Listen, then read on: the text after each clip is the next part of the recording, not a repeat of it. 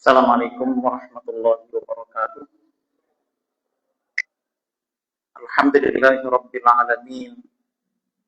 Innal hamdalillah nahmaduhu wa nasta'inuhu wa nastaghfiruh wa na'udzu billahi min shururi anfusina wa min sayyiati a'malina.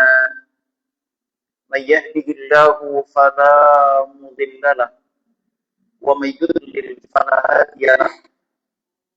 Asyhadu an la ilaha illallah wahdahu la syarika lahu wa asyhadu anna Muhammadan abduhu wa rasuluh. Allahumma salli ala Muhammad wa ala ali Muhammad kama sallaita ala Ibrahim wa ala ali Ibrahim innaka Hamidum Majid. Allahumma barik ala Muhammad wa ala ali Muhammad kama barakta ala Ibrahim wa ala ali Ibrahim innaka Hamidum Majid. Wardallahumma 'anil khulafa'ir rasyidin wa Ali wa an baqiyati sahabati Rasulillah sallallahu alaihi wasallam ajma'in. Ayyuhal muslimun, ayyuhal ikhwah, usikum wa nafsi bitaqwallah. Faqad fazal muttaqun. Laqad qala Allah ta'ala fil Qur'anil Karim, a'udzu billahi minasy syaithanir rajim. Ya ayyuhalladzina amanu taqullaha haqqa tuqatih wa la tamutunna illa wa antum muslimun. Subhanak la ilma lana illa ma 'allamtana innaka antal alimul hakim. Allahumma faqihna fid din wa 'allimna al-kitaba wal hikmah. Allahumma ighfir dhunubana wa tahhir qulubana wa fassih alsinatana wa hassin furujana wa atina al-hikmata wal hukma rahmatan lil alamin. Ya hayyu ya qayyum bi rahmatika nastaghits. Aslih lana syu'unana kullaha wa la takilna ila anfusina tarfata 'ainin. Allahumma ij'alna min ibadika alladhina razaqtahum malan wa ilman wa hum yattaquna fihi rabbahum wa yasiluna fihi rahimahum wa ya'lamuna lillahi fihi haqqan. Allahumma ja'alna min akbar kibari rijalil a'mali saduqin al-umana wa aba'an li amsalihim wa ja'alna min akbar kibaril ulama'i warasatil anbiya wa aba'an li amsalihim wa ja'alna min akbar kibari a'immatil ummah wa qadatiha wa ruwadihal ujul wa aba'an li amsalihim wa ziyada bi rahmatika ya arhamar rahimin, amma ba'd. Jamaah sekalian yang dirahmati oleh Allah, insyaallah kita sambung ngaji kita dari surat Al-Baqarah, dan malam ini insyaallah kita belajar dari ayat yang ke-94. Masih terkait cermin yang kurang baik, bahkan cermin yang tidak baik, terkait dengan perilaku orang-orang Yahudi, sikap orang-orang Yahudi yang mengingkari, mengkufuri firman Allah Subhanahu wa taala, terutama yang dibawa oleh baginda Rasulullah Muhammad sallallahu alaihi wasallam, yang seharusnya mereka imani karena Al-Qur'an yang dibawa oleh Nabi kita Muhammad sallallahu alaihi wasallam ini membenarkan ajaran-ajaran autentik yang ada dalam kitab suci mereka. Bahkan di dalam kitab suci mereka sudah diambil janji jika Nabi Muhammad SAW sudah dihadirkan oleh Allah, maka keharusan bagi mereka mengikuti ajaran yang dibawa oleh Nabi kita Muhammad SAW.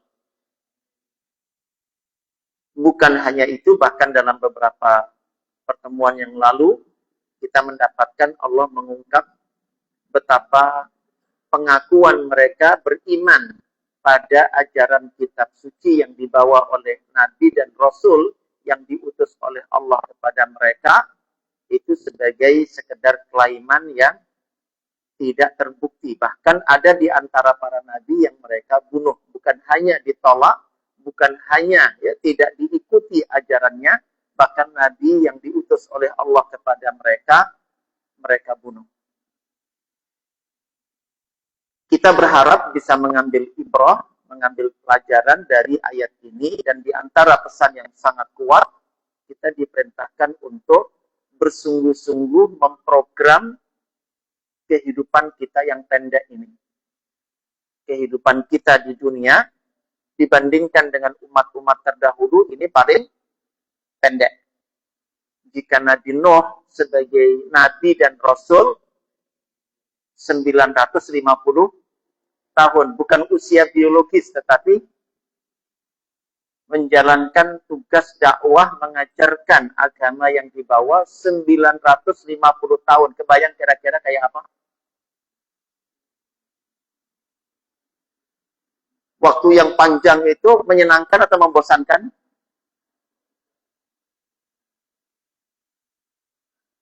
Waktu tergantung. Padahal menuju kepada akhirat yang sama yang kita akan tuju. Harus berjuang di dunia 950 tahun, 1000 tahun kurang 50. Untuk mengejar surga yang sama yang kita diperintahkan oleh Allah untuk kita buru, hanya dalam waktu kurang dari 100 tahun. Ya, jatah usia umat Muhammad rata-rata antara 60 sampai 70 tahun. 60 sampai 70 tahun. Untuk berburu Firdaus yang sama. Yang itu harus ratusan tahun, yang ini cukup dengan Nabi kita Muhammad SAW sebagai Nabi dan Rasul 23 tahun. Kurang beberapa bulan. 23 tahun kurang beberapa bulan sebagai Nabi, ya, sebagai Rasul. Layaknya tadi Nuh 900 tahun sebagai Nabi dan Rasul. Dan bahkan kemudian ditemukan satu riwayat, satu ketika Nabi Nuh sedang berjalan dan menemukan ada seorang ibu-ibu yang nangis di depan satu makam. Nangis yang serius banget, yang kemudian didatangi oleh Nabi Nuh dan ditanya tentang kenapa menangis. Dan jawaban sang ibu ini, dia menangis karena menyayangkan kenapa anaknya laki-laki keburu meninggal dunia sementara usianya masih sangat-sangat muda belia. Menyayangkan, ya, kenapa di usia masih muda itu sudah keburu meninggal. Ketika ditanya oleh Nabi Nuh, memang dia meninggal di usia berapa? Dan sang ibu menjawab di usia 350 tahun. Ditangisi oleh ibunya, karena satu riwayat menyebutkan Nabi Nuh itu usia biologisnya 1350 tahun. Jadi anak ini kehilangan berapa? 1000 tahun. Ini yang ditangisi. Padahal sudah dikasih oleh Allah kesempatan 350. Maka Nabi Nuh mengatakan, jika engkau menangisi karena hanya dikasih 350 tahun, bagaimana andai kamu menjadi bagian dari satu umat yang usianya hanya 60 sampai 70 tahun.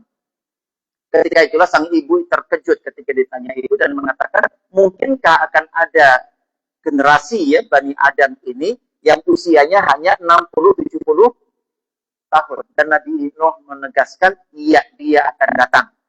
Dan sekarang sudah datang, yaitu umat Muhammad SAW. Nah, ketika kamu terus bersikap apa ketika hanya dapat jatuh 70 tahun itu, maka dia, wanita ini, sang ibu mengatakan, saya akan habiskan untuk sujud. Dia sujud berapa lama? 70 tahun. Sementara banyak dari kita tidak sampai 70 tahun. Ya, tidak sampai 70 tahun. Disinilah yang butuh direncanakan. Disinilah yang butuh diprogram. Bagaimana kemudian ya, kita bisa mendapatkan yang istimewa di akhirat di waktu yang relatif sangat pendek. Ya, kullu man 'alaiha fan wa yabqa wajhu rabbika dzul jalali wal ikram. Makanya kita mendapatkan di surat Al-Hasyr ya, peringatan dari Allah, ya ayyuhalladzina amanu ittaqullah wal tanzur nafsum ma qaddamat lighadin wattaqullah innallaha khabirum bima ta'malun. Wahai orang-orang yang beriman, bertakwalah kalian kepada Allah. Dan hendaklah setiap jiwa memperhatikan apa yang mesti dikerjakan. Detik per detik, menit per menit, jam per jam, hari per hari, pekan per pekan, bulan per bulan, tahun per tahun, dan fokus apa yang akan dia dapatkan hasilnya nanti di akhirat. Wal tandur nafsum ma qaddamat lighadin wattaqullah. Allah mengetahui persis seperti apa yang kita lakukan. Kita mendapatkan Nabi kita Muhammad SAW ketika diutus sebagai Nabi dan Rasul tadi, dan hanya dalam waktu 23 tahun. Kurang beberapa bulan. Seperti apa kesibukan Nabi kita Muhammad SAW siang maupun malam untuk mengajarkan ayat per ayat, hadis per hadis, ajaran per ajaran dari syariat Islam. Selama 23 tahun. Kegiatan yang sangat padat. Sebagai satu penggambaran, di salah satu malamnya Nabi kita Muhammad SAW misalkan, seperti yang diriwayatkan oleh sahabat Hudzaifah, juga Ibnu Mas'ud, beliau menghabiskan malam itu dengan qiyamul lail. Sahabat Hudzaifah bermakmum, jadi beliau sempat terdengar suara, sementara ketika tidur, terdengar suara langkah-langkah kaki. Ketika dia terbangun menemukan Nabi kita sedang berjalan menuju ke tempat wudhu. Segera Hudzaifah bangkit dan juga menuju ke tempat wudhu. Begitu Rasulullah SAW berdiri untuk sholat, maka Hudzaifah langsung mengambil posisi di sebelah kirinya Nabi kita Muhammad SAW untuk bermakmum. Yang benar kiri apa kanan? Satu makmum ini. Kanan. Akhirnya dipenggang kepalanya oleh Nabi dan digeser untuk berpindah ke sebelah kanannya Rasulullah SAW. Setelah itu Nabi takbiratul ihram, membaca iftitah, dan kemudian membaca Al-Fatihah. Selesai Al-Fatihah, Nabi mulai membaca ayat pertama surat Al-Baqarah. Ayat kedua, ayat ketiga, ayat keempat. Hudzaifah dalam dirinya, bicara dengan dirinya sendiri, menduga mungkin Nabi akan rukuk setelah selesai ayat ke-100. Ternyata 99, 100, 101, 102. Akhirnya tebakannya diubah. Mungkin Nabi akan rukuk setelah selesai Al-Baqarah secara keseluruhan. Ternyata selesai surat Al-Baqarah, nyambung ke surat An-Nisa sampai selesai. An-Nisa selesai, nyambung ke surat Al-Imran sampai selesai. Jadi 3 surat terpanjang ini dibaca dalam satu. Setelah itu Hudzaifah menyebutkan tentang seperti apa bacaannya dengan 3 surat ini. Disengaja diulur-ulur, dipanjang-panjangkan bacaannya oleh Nabi kita Muhammad SAW. Sampai dikatakan andai ada di antara kita menghitung berapa jumlah katanya dalam bacaan 3 surat itu, bisa. Wis 3 surat panjang, bacaannya disempurnakan. Sudah seperti itu, ketemu ayat yang di situ menyebutkan tentang tasbih kepada Allah, berhenti sejenak dan bertasbih terlebih dahulu. Membaca ayat ada tahmid, berhenti sejenak dan bertahmid terlebih dahulu. Menyebutkan tentang kebaikan tertentu dunia maupun akhirat, berhenti sejenak dan menyempatkan meminta terlebih dahulu. Menyebutkan tentang keburukan tertentu, potensi rugi dunia maupun akhirat, akan berhenti sejenak sebelum melanjutkan dan meminta perlindungan kepada Allah terlebih dahulu. Kebayang kira-kira kayak apa Bapak Ibu?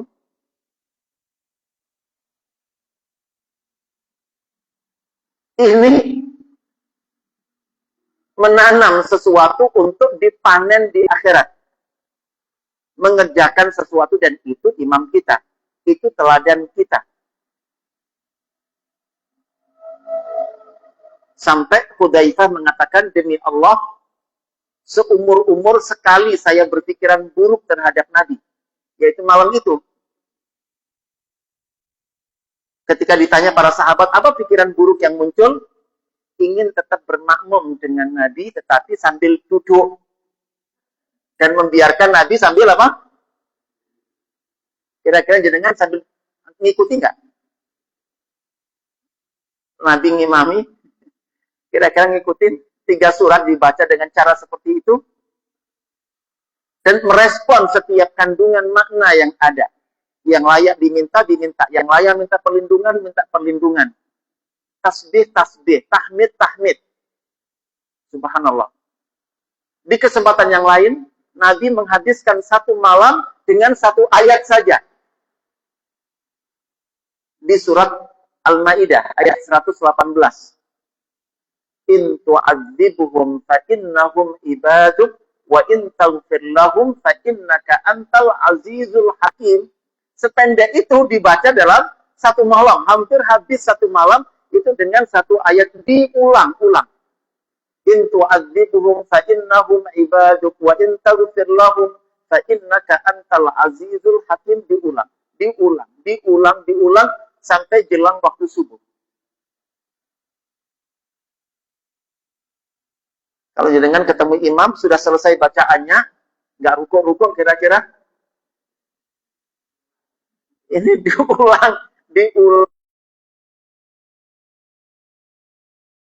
Seorang sahabat yang menyaksikan qiyamul lail beliau malam itu, langsung interupsi dan mengatakan, ya Rasulullah, qiyamul lail panjenengan semalam hanya diisi dengan 1 ayat yang diulang-ulang.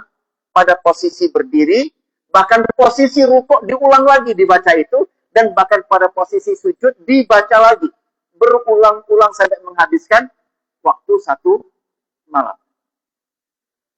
Ketika ditanya seperti itu, Nabi kita Muhammad SAW menjawab, Inni sa'altu Rabbi asy-syafa'ata li ummati. Oh, tadi malam ayat itu saya ulang-ulang karena saya gunakan untuk minta kepada Allah. Wasilah, minta kepada Allah, jaluk dan Gusti Allah jaminan agar umatku semuanya mendapatkan syafaat nanti pada hari kiamat. Jadi memperjuangkan kepentingan umatnya dengan menggunakan 1 ayat yang diulang-ulang. Kebayang nggak jenengan petani dan ingin supaya tanamannya sukses, dan kemudian menemukan ayat yang semakna dengan keinginan itu, dan jenengan baca semalam suntuk. Kebayang? Atau jenengan kepingin ya punya anak yang atau cucu yang ulama warasatul anbiya, yang punya pengaruh mendunia sampai hari kiamat, dan jenengan menemukan 1 ayat yang mewakili keinginan jenengan itu, dan jenengan akan gunakan untuk perjuangan 1 malam full dengan membaca 1 ayat diulang-ulang. Kebayang kira-kira? Jika jenengan bisa menyiapkan untuk 30 tahun yang akan datang, maka NKRI akan dipimpin seorang presiden yang imamul muttaqin seluruh dunia. Dan jenengan menemukan 1 ayat di dalam Al-Quranul Karim yang bisa mewakili jenengan menyampaikan itu kepada Allah. Kira-kira jenengan akan lakukan? Nah, jenis itu, Bapak Ibu, kita menemukan bagaimana Nabi mempersiapkan sesuatu untuk akhirat, tetapi bermanfaat juga di dunia. Jadi apa yang diperjuangkan dalam kehidupan ini, itu sesuatu yang ditarget untuk kepentingan akhirat aslinya, tetapi tidak melupakan dunianya. Ini ayatnya. A'udzubillahi minasyaitonirrajim. Qul in kanat indallahi khalisatan min dunin nas fatamannawul mauta in kuntum Allah, wahai Muhammad, jika negeri akhirat, khususnya surga, yang ada di Allah itu murni hanya untuk kalian. Jadi ada orang yang mengklaim, kelompok yang mengklaim bahwa surga itu hanya milik mereka. Di luar kelompoknya nggak berhak untuk masuk surga. Tapi nggak nyambung, kegiatan mereka di dunia merusak. Tetapi merasa nanti surga itu hanya untuk, ini aneh, gitu kan? Sementara kita ketemu bagaimana Rasulullah SAW rajin minta surga. Allahumma inni as'aluka ridhaka wal jannah wa na'udzubika min sakhatika wan nar. Ini rajin sekali Rasulullah minta surga. Bukan hanya minta, bahkan melakukan rangkaian amal-amal kebajikan yang sangat luar biasa, bahwa kemudian orang seperti itu berharap mendapatkan surga, pantas.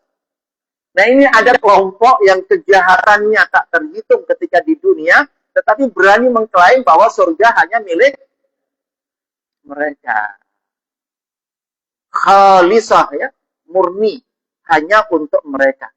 Min dunin nas, manusia yang lain tidak punya hak untuk mendapatkan surga tersebut. Sikap kayak begini disebut apa, Bapak Ibu? Tindakannya sama sekali ya tidak mencerminkan orang yang ingin hasil baik.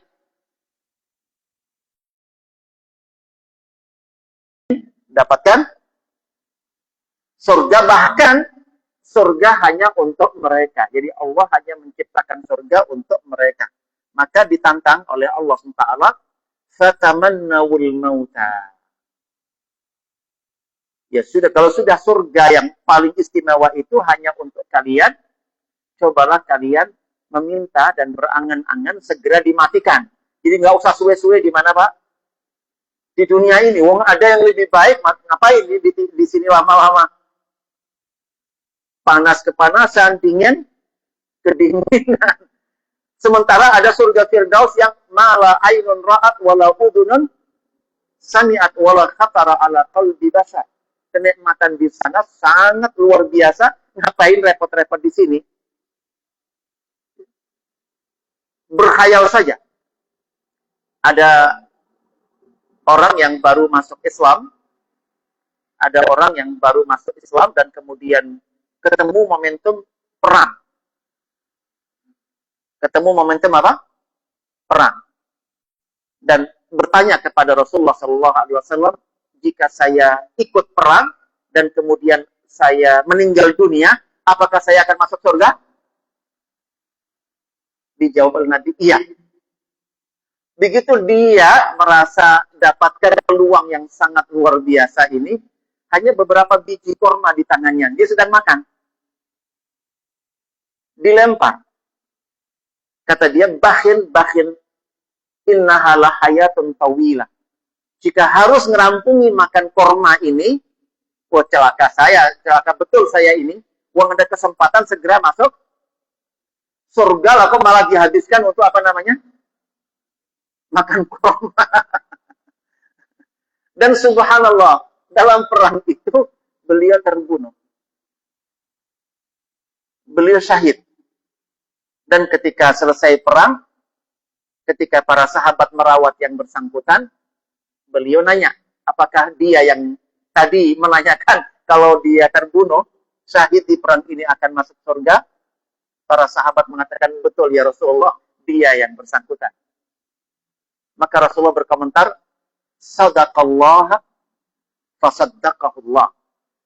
Dia berkata jujur kepada Allah, maka Allah pun membenarkan dan jujur kepada yang bersangkutan. Diberikan apa yang dia inginkan. Artinya ketika mendapatkan itu, jenengan kepengen panjang atau pendek nih usianya di dunia?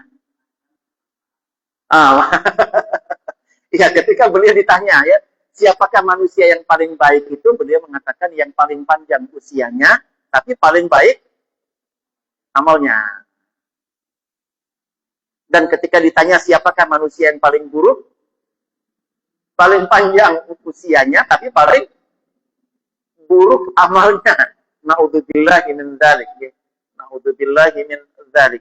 Karena itulah Bapak Ibu yang dirahmati oleh Allah Subhanahu wa taala, kita mendapatkan penjelasan disampaikan dalam tafsir Al-Muyassar, "Qul ayyuhar rasul lil yahudi alladzina yad'una annal jannata khasatan bihim." Katakanlah wahai Rasul Muhammad sallallahu alaihi wasallam kepada orang-orang Yahudi yang mengklaim yad'un annal jannata, bahwa surga di akhirat itu khasah bihim, dicipta khusus hanya untuk orang Yahudi. Non-Yahudi gak berhak untuk masuk surga. Liza'mihim annahum awliya'ullahi min dunin nas. Karena mereka mengklaim merekalah wali-wali Allah itu, dan tidak ada wali Allah di luar orang Yahudi. Wa annahum abna'uh wa ahibba'uh. Dan bahwa orang Yahudi adalah anak-anaknya Allah dan kekasih-kekasihnya Allah.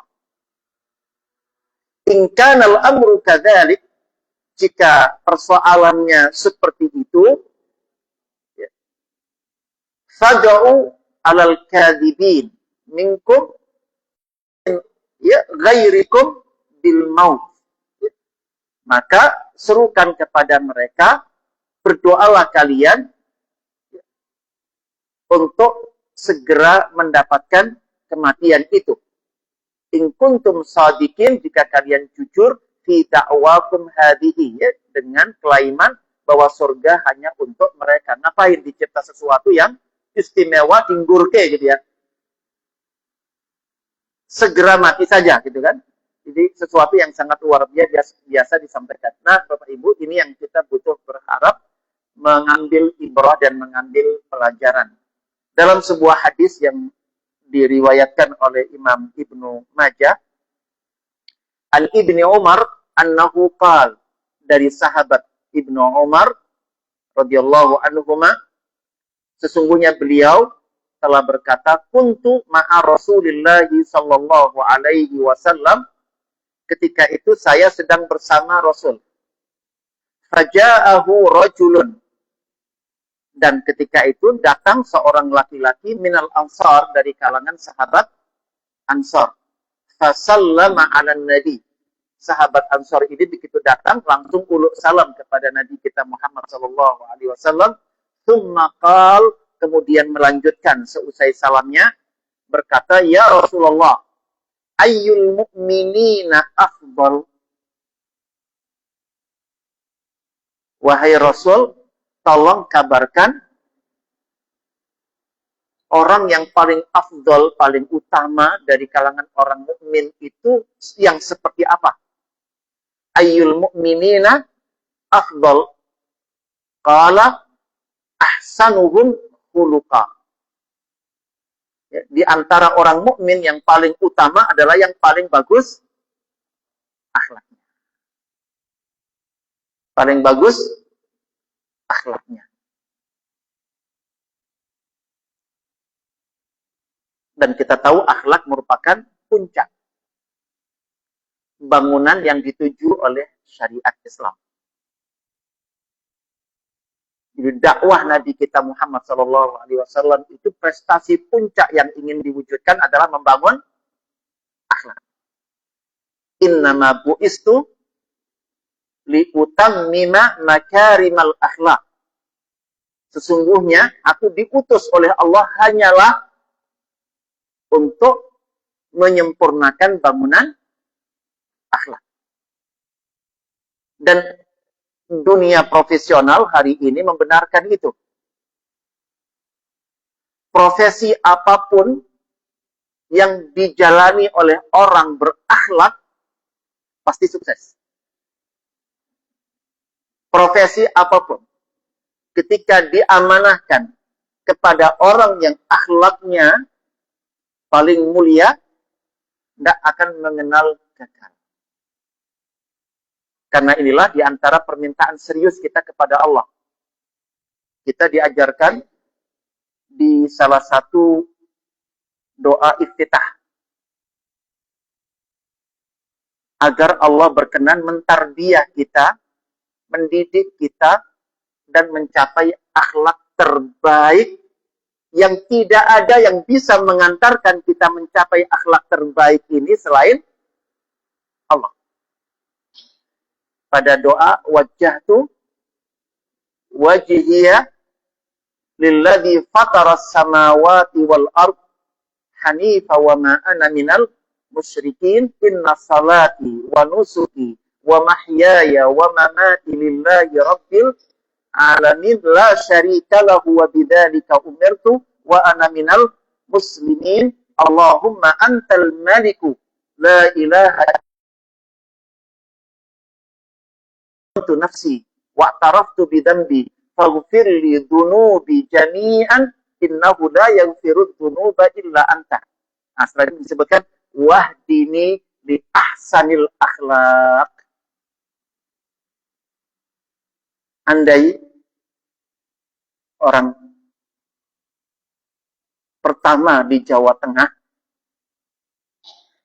ini doanya, dan minta ditarbiyah oleh Allah mencapai akhlak terbaik untuk ngurus rakyat se-Jawa Tengah. Sampai orang per orang di Jawa Tengah ini merasa seakan diurus dewe. Padahal beliau ngurus banyak. Tapi karena akhlak terbaiknya dicipta oleh Allah seukuran bisa memberikan perlakuan istimewa kepada orang per orang, wahdini li ahsanil akhlak. La yahdi li ahsaniha illa anta. Di masa Nabi, para sahabat merasa itu.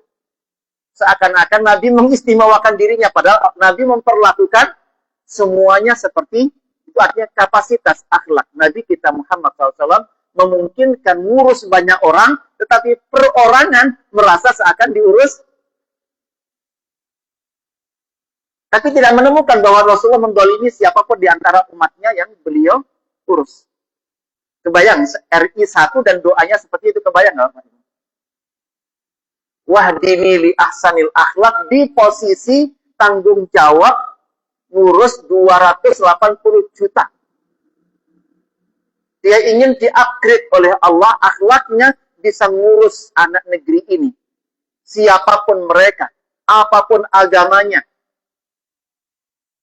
diurus secara sempurna, dilayani secara sempurna. Karena Nabi kita Muhammad SAW bukan hanya untuk sebuah negara, tetapi bahkan seluruh dunia. Dan untuk mengupgrade akhlak seperti itu, hanya Allah Subhanahu wa Ta'ala semata yang bisa melakukannya. Karena itulah doa dimulai dengan wajjahtu wajhiyah, bukan lillah, lilladzi fataras samawati wal ard. Zat yang mencipta langit-langit dan bumi tanpa contoh sebelumnya. Ini unik. Maka setiap kita doa wajah wajhiyah sampai sempurna sampai akhir, sejatinya kita minta dibentuk akhlak kita unik, seukuran mas'uliyah dan tanggung jawab yang kita. Yang paling afdal adalah yang paling bagus akhlaknya. Setelah itu orang Ansar, sahabat Ansar ini melanjutkan, fa ayyul mu'minina aqyas. Siapakah yang paling cerdas, paling jenius di kalangan orang mukmin? Tadi yang paling afdal. Ini sekarang paling apa? Paling cerdas, paling jenius di kalangan orang mukmin. Kata beliau, qala aktsaruhum lil mauti dzikra. Yang paling banyak mengingat kematian. Kita banyak ingat kematian apa ingat?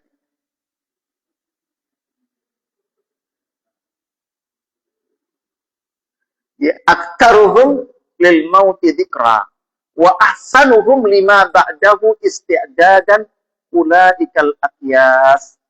Dan yang paling sibuk, jadi kesibukan utamanya adalah mempersiapkan sukses untuk setelah kematian. Jadi bukan sekedar di dunia, tetapi justru yang dipersiapkan. Saya ingin membahas poin ini nanti di pertemuan yang akan datang. Jadi mempersiapkan. Udah Isya belum? Monggo.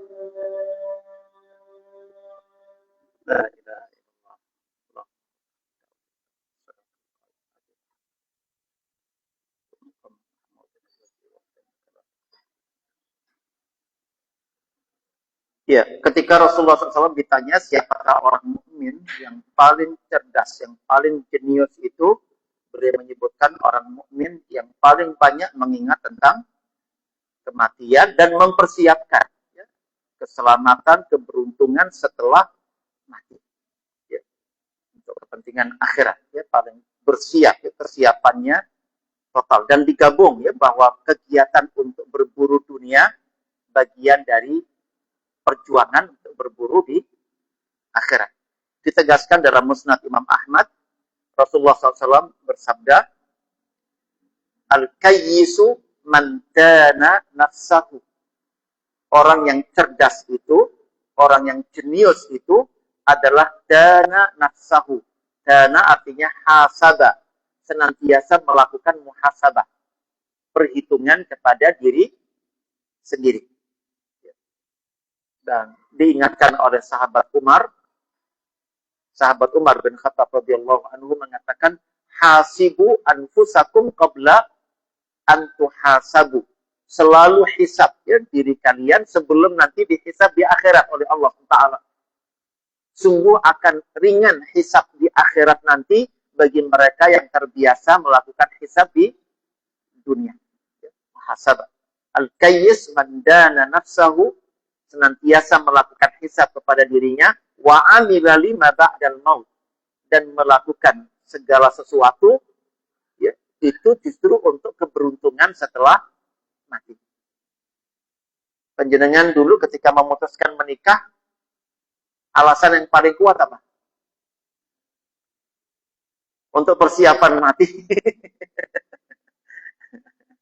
Karena dengan menikah itu akan punya anak, cucu, dan akan mengusung agama ini sampai hari kiamat. Dan itu sumber pahala terbesar. Ya. Jadi banyak dari kita atau dari masyarakat yang menikah bukan orientasi itu. Ya. Bukan berorientasi itu. Ibrahim menikah karena ingin melahirkan nabi lagi. Itu kenapa? Karena kepentingan akhirat. Maka permintaannya ke sana. Jadi melahirkan orang-orang yang akan membela agama, memperjuangkan agama. Jadi hanya ada dua manusia di dunia ini, kayyis atau al-ajiz. Al-ajiz. Wal-ajizu man atba'a nafsahu hawaha. Orang yang tidak berdaya, paling lemah, ajuz, itu orang tua yang sudah mulai apa namanya? Bungkuk, mulai gemetaran, itu namanya ajuz. Jadi orang yang sudah ajais, itu orang-orang yang sudah tua renta. Nah, Rasulullah mengatakan wal ajiz, ya, orang yang tidak berdaya itu adalah orang yang dirinya, jiwanya ini dibawa tunduk kepada hawa nafsunya. Jadi bukan mengikuti Allah, bukan mengikuti syariat Allah, tapi mengikuti hawa nafsu. Tapi masih berharap mendapatkan surga, bahkan surga itu hanya milik untuk mereka. Ya, di sini dikatakan ajiz. Naudzubillah min dzalik. Karena itulah Bapak Ibu yang dirahmati oleh Allah, kita diingatkan oleh penulis kitab ya, Mausu'ah Hidayatul Quran. Beliau menyodorkan usulan, kata beliau, "Dha' mukhattan li hayatik." Buatlah perencanaan yang detail, yang matang untuk kehidupan kalian, dunia maupun di akhirat. Artinya diapakan? Direncanakan.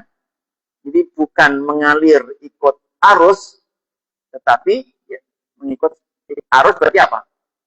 Duit, sampah, naudzubillah min dzalik. Jadi buat mukhattat li hayatik, perencanaan yang matang untuk kehidupanmu. Kita diarahkan membuat arus, bukan ikut arus. Selama ini ada nggak kesadaran bahwa kita diminta untuk membuat arus itu? Paling sederhana adalah perintah untuk talabul ilmi. Dan begitu kita dapat ilmu, kata Nabi, sampaikan kembali kepada orang yang terima dari kita, ingatkan lagi, sampaikan kembali kepada orang. Jadi kita belajar satu ayat, kita sampaikan. Kita belajar ayat kedua, kita sampaikan. Kita belajar ayat ketiga, kita sampaikan. Apa yang terjadi? Terjadilah arus kebaikan yang sangat luar biasa. Belajar satu hadis, sampaikan. Belajar satu hadis, sampaikan. Dan orang yang kita ingatkan lagi, jangan berhenti di kamu, sampaikan lagi. Kemarin ketika saya mengangkat tentang oleh-oleh haji, saya angkat tentang 6 orang dari Khazraj. 6 orang dari Yasrib.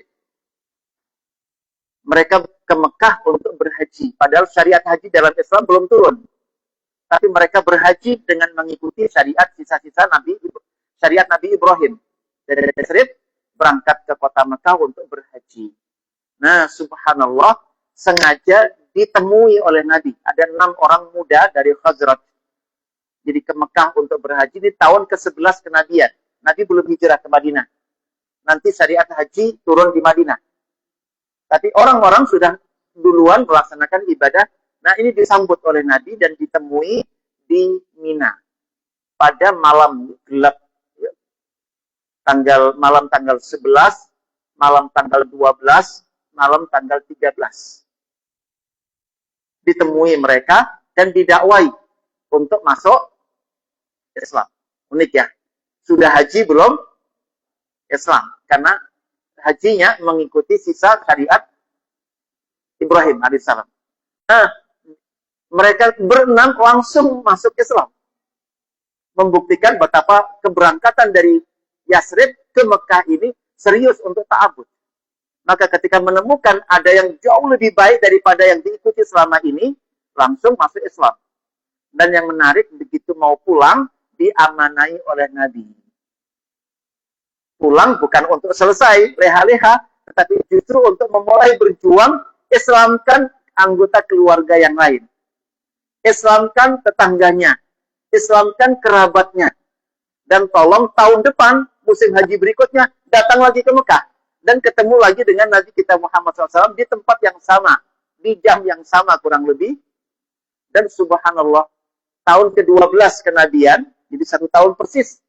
Mereka datang lagi, totalnya 12 orang. Kemarin 6, sekarang jadi, dan sekarang sudah bukan hanya Khazraj, tapi dari kalangan Aus juga ada. Dan mereka sudah Islam semuanya. Maka dibimbing oleh Nabi mengenal Islam selama 3 hari. Malam 11, malam 12, dan di malam. Ya, ketika tidak bisa dipantau oleh orang-orang Quraisy yang tidak menginginkan kegiatan Nabi, jalan. Subhanallah, lahirlah Baiat Aqabah 1. Jangan sekutukan Allah, jangan mencuri, jangan berzina, jangan membunuh jiwa tanpa alasan yang benar, dibenarkan oleh hukum, dan jangan berbohong. Masya Allah. Yang keenam adalah jangan membangkang kepada perintah-perintah ma'rufnya Nabi kita Muhammad SAW. 6 item. Baiat Aqabah 1. Mau pulang ke Madinah, ke Yathrib lagi, diamanai. Ajarkan ini kepada orang yang ada di keluarga kalian, lingkungan kalian. Dan tolong tahun depan, ajak yang lain pada musim haji berikutnya. Jadi 3 tahun berturut-turut. Tahun ke-11, tahun ke-12, dan tahun ke-13, artinya tahun terakhir Nabi berdakwah di Mekah.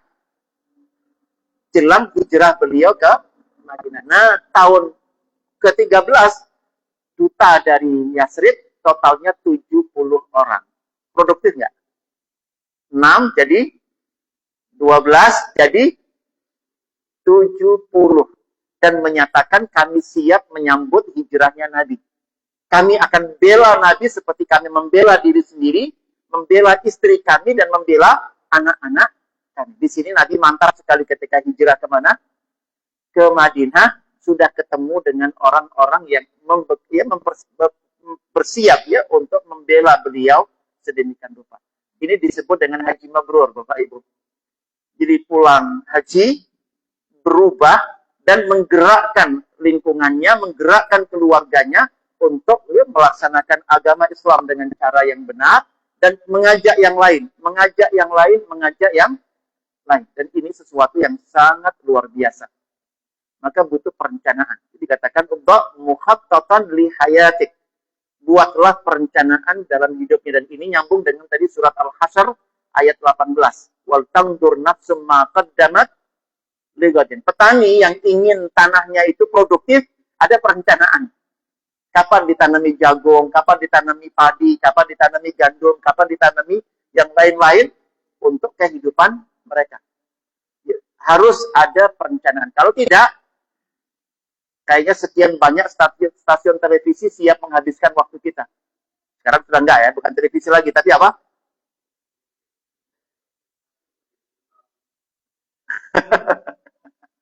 Dan naudzubillah banyak dari kita yang kemudian menyerahkan waktu terbaiknya tidak produktif bagi diri kita. Nah, di sini kita diingatkan dalam ayat ini untuk membuat perencanaan. Waja'al fihi amalan salihan kabira. Dan buatlah produk ya amal saleh yang besar. Ya ja'alu katastatu lil akhirah. Yang akan membuat kamu rindu untuk negeri akhirat. Ya. Tapi tidak melupakan apa namanya? Dunia. Ya, tidak melupakan dunia. Beliau juga menyampaikan salillah ta'ala husnul khatimah. Mintalah kalian kepada Allah agar diberikan husnul khatimah. Wasyauqa liliqa'illah fi ghairi darra'in mudirrah wala fitnatin mudillah. Dan mintalah kepada Allah dan rindu untuk bertemu dengan Allah Subhanahu wa taala. Ya. Sesuatu yang sangat-sangat istimewa, sangat-sangat baik. Yang lain hanya sibuk keduniaan, tetapi ini yang menarik, tidak melupakan dunia, tetapi senantiasa merencanakan yang terbaik bagi akhirat. Li'anna man i'taqada, dikatakan fatamannawul mauta in kuntum shadiqin, li'anna man i'taqada annahu min ahlil jannah kana al-mautu ahabba ilaihi minal hayati fid dunya bima yasiru ilaihi min na'imil jannati wa yazulu anhu. Keyakinan bahwa dia termasuk surga, maka mati lebih disuka ketimbang apa? Hidup di dunia. Mati lebih suka, ya. Walaupun tidak boleh bunuh diri ya. Diharamkan dalam Islam untuk apa namanya? Bunuh diri. Dan dijamin orang bunuh diri akan masuk neraka. Naudzubillah min dzalik. Tetapi orang yang ya, memang menginginkan surga, dia ingin segera ketemu dengan surga itu. Ya, bin al-jannah kanal mautu ahabba ilaihi minal hayati fid dunya. Kenapa? Karena yang akan dia dapatkan adalah kenikmatan surga dan hilangnya berbagai gangguan dan kesulitan dalam kehidupan dunia. Al-mu'minul haq, orang mukmin yang benar, yarju ma indallahi minan na'imil muqim. Dia akan senantiasa berharap, roja kepada apa yang ada di sisi Allah berupa kenikmatan abadi, walihada yafrahu biliqa'illahi wa la yakhshal mauta. Saya berharap dimudahkan oleh Allah dan insya Allah pada pertemuan yang akan datang secara khusus saya akan sampaikan tentang proyek ya sukses untuk kehidupan akhirat dengan izin Allah Subhanahu wa taala. Aku qouli hadza wa astaghfirullah li wa lakum istaghfiruhu innahu huwal ghafurur rahim. Assalamualaikum warahmatullahi wabarakatuh.